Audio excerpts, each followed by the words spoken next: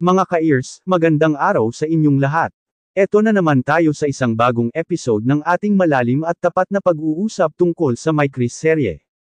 At honestly mga idol, kung hindi kayo nasaktan o nalito sa biglaang pag-post ng serye, abay napakalakas ng puso ninyo.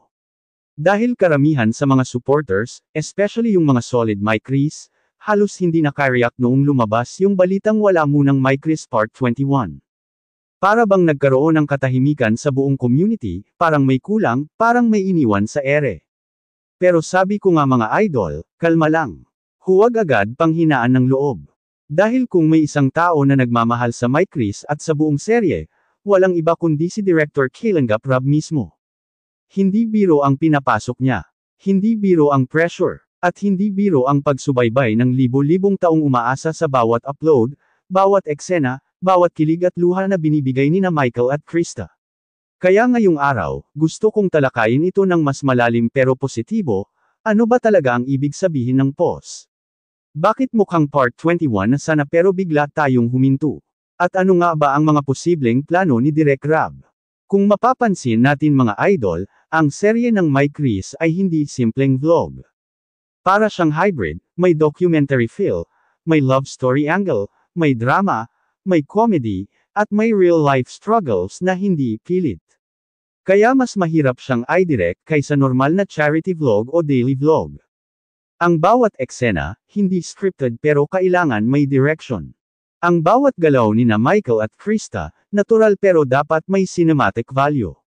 Kaya kapag sinabing, pause, hindi ibig sabihin tapos. Kadalasan, ibig sabihin, may inaayos. May binabalangkas, may gustong baguhin para mas gumanda ang daloy ng kwento. At noong Direk Rob, hindi siya yung tipo na nagpapahinto hanggat walang dahilan. Bilang isang leader, visionary, at storyteller, madalas may mas malalim siyang dahilan na hindi agad nakikita ng audience. Kaya dito mga idol, gusto kong simulan ang Part 21 na sana, kung hindi ba sana nag-pause, ano na kaya ang mga eksenang pwede nating nasaksihan. Pero dahil nag-pause nga, i-explain natin na baka may mas magandang timing na hinihintay si Direk. Posible kaya na gusto niyang bigyan si Krista ng space para sa school niya. Posible kaya na may mas malaking project si Michael na dapat tapusin bago ipagpatuloy ang serye. Or baka naman gusto muna ni Direk na bigyan ng respiro ang fandom dahil masyado nang mabilis ang build-up. Ang dami niyang hawak, ang dami niyang dapat i-balance, at kahit anong gawin natin dito sa reaction video, sa dulo, ang pinakamahalaga ay respeto sa desisyon niya.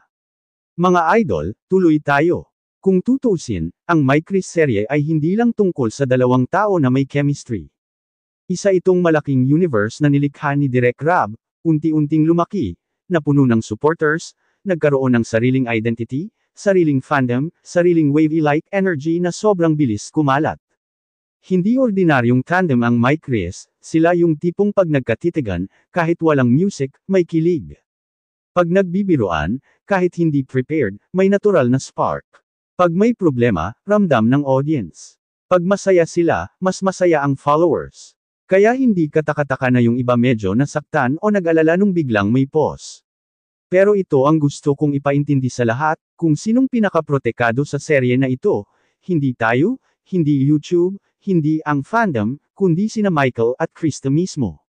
Bakit? Dahil si Direk Rob ang pinakaunang nakakita sa kanila bilang potential tandem. Siya ang nagbigay ng stage, exposure, guidance, at proteksyon. Hindi para pag-awayin ang fandom, hindi para pagdiskitahan ang bata, kundi para i-guide sila sa pinakamalinis at pinakamakatotohanang paraan. Kaya kapag napansin natin na parang tinihil muna ang Part 21, baka hindi ito dahil may problema, baka dahil ayaw niyang mapagod ang mga bata. Baka gusto niyang maging malusog ang daloy ng serye. Baka gusto niyang iwasang masunog ang momentum dahil masyado nang mabilis ang takbo. Tandaan natin mga idol, ang mga serye na tumatagal ay yung marunong huminto para huminga. Sa buhay, kahit makina kailangan tumigil para hindi mag-overheat.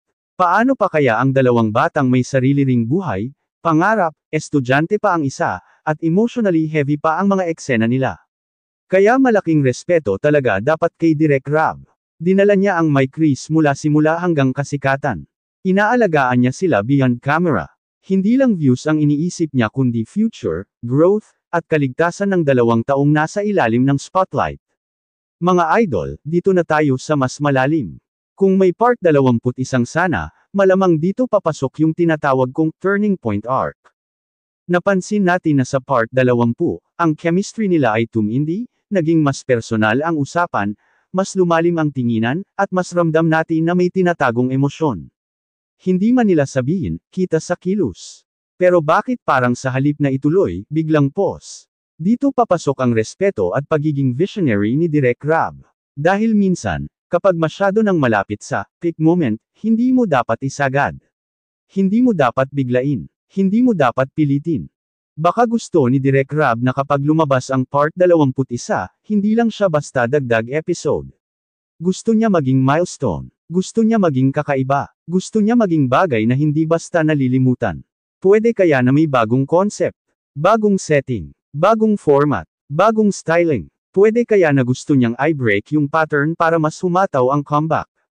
At isa pa idol, baka gusto niyang bigyan ng espasyo ang personal growth ni Krista bilang estudyante. Baka gusto niyang maging stable muna si Michael sa mga ginagawa niya. Dahil kapag bumalik ang Micris, gusto niya siguradong ready sila, hindi pagod, hindi under pressure, hindi pilit. At mas lalong hindi ginagamit. Yan ang trademark ng pagiging tunay na director ni Kalinga Prab, iniisip niya ang tao bago ang content. Mga idol, usapang respeto ulit. Alam ko maraming naglabas ang haka-haka online. May mga nagtanong kung bakit biglaan. May nag-isip kung baka may tampuhan. May nagtanong kung bakit parang hindi na nagkakasama ang dalawa. Pero bilang Kuya Ears, sasabihin ko ng diretso, huwag tayong magpadala sa chismis. Dahil kung titingnan natin ng maigi, walang indikasyon na may problema sa Micris. Nakikita natin si Michael na chill, si Krista na masaya, at si Direk Rab na patuloy sa charity at filming. Wala tayong nakitang issue. Ang meron lang, creative decision. At aminin natin idol, sa dami ng serye ngayon, yung mga hindi nag-iisip bago mag-upload, mabilis mauubos.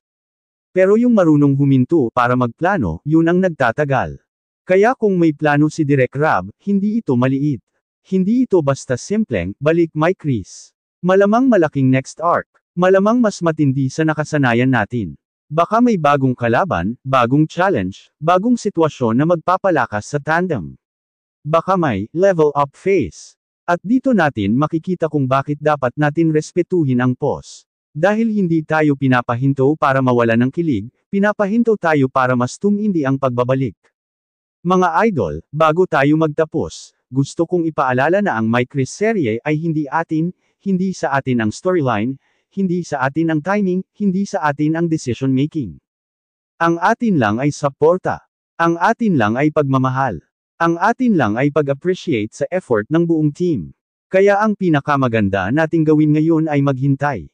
Magtiwala. Magpatuloy sumuporta. Huwag mag-demand. Huwag magpilit. At higit sa lahat, respetuhin ang sinusulat na storyline ni Director Kalinga Prab, na mula umpisa hanggang ngayon, hindi binaygo. Kaya mga idol, tandaan ninyo ito. Hindi ito Palem Micris. Ito ay preparation for a stronger Micris. Hindi pa tapos ang kwento. Hindi pa sarado ang libro. Nagpapahinga lang ang mga karakter, habang may director na nag-iisip ng mas maganda. Kaya kung babalik ang Micris, at sigurado akong babalik yan, mas solid, mas genuine, mas handa, mas matatag, at mas nakakakilig ang mga susunod na eksena. Ako po si Kuya Ears, at ito ang positive reaction natin ngayong araw. Kung nagustuhan ninyo ang ganitong klaseng discussion, huwag kalimutang mag-like, mag-comment, mag-share, at mag-subscribe. I-on ang notification bell para lagi kayong updated sa mga bagong reaction video. Maraming salamat mga idol. To God be all the glory. Heart.